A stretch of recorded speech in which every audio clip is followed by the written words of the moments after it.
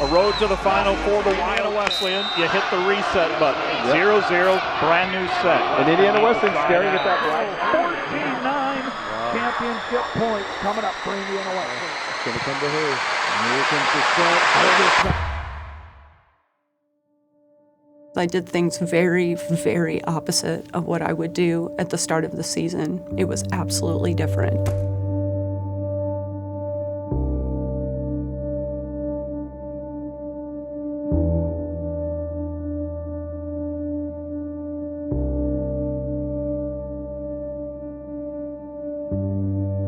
We kind of had a different mindset, and we started off with going to the DR, and I think that starting off not being on the volleyball court was a really valuable way to make it so that the culture as a team was focused on God first. I was comfortable doing it the other way, and so to let go of this control was just God's desire to start working in my heart and to help me to see that if you let me walk with you in this, you're going to go beyond what you ever can imagine. Regular season was exciting because we were on a winning streak and every game was super important. We were chasing undefeated in the conference. We were chasing beat the record of most wins. Every season you always say, oh, let's win a national championship, but then as we were continuing to be undefeated and we were climbing in the polls, we were like, oh, if we just got in the Final Four, oh, that'd be so cool. And then, oh, if we just get the championship, wow, what would that be like, And as we were going, it was happening.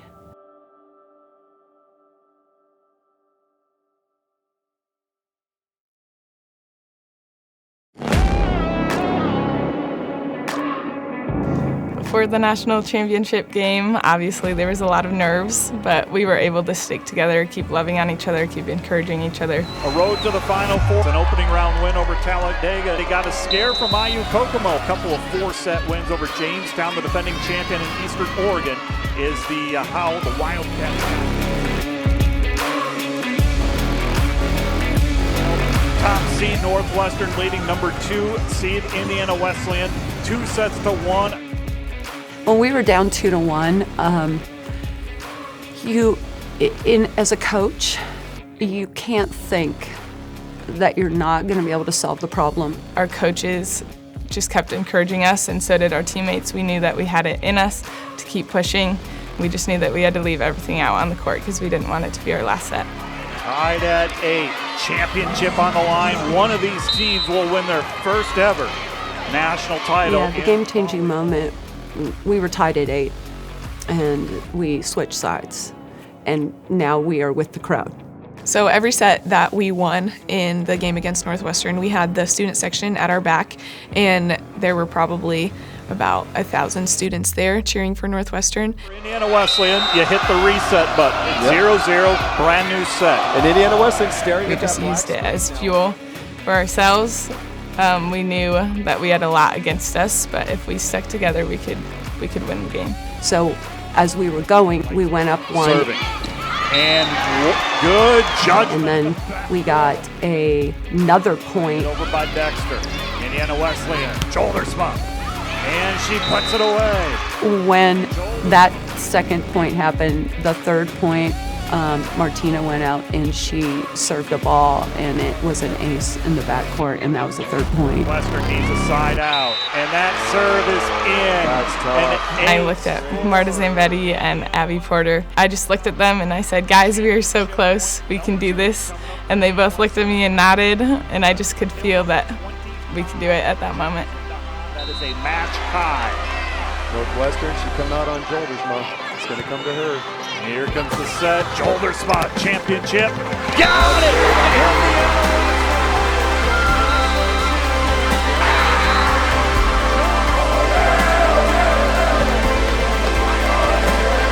When we scored the final point, and everyone was rushing the court, it was just an unreal experience. We were just hugging each other. It was just pure joy. It was just a moment of realization that this is what we've been working towards, and all of our hard work and long practices has paid off.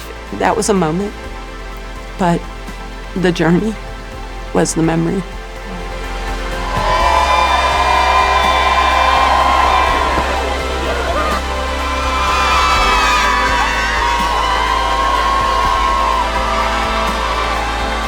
As the bus turned the corner, arriving back on campus, I think it was just a huge impact on how much our community cares for us at IWU. I think we all realized just what this meant for the school and how this national championship was just so much bigger than our team. It's just a great way to glorify God in everything we do and make sure that He is at the center of who we are.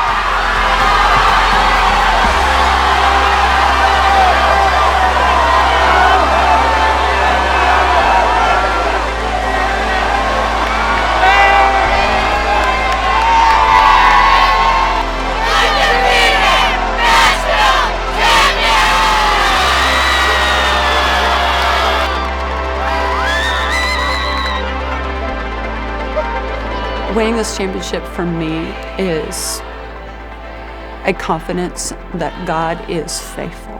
I don't mean that to mean that I can win a national championship every year now if I do these things. It's just that I have a confidence that letting go of my control is the best route to go.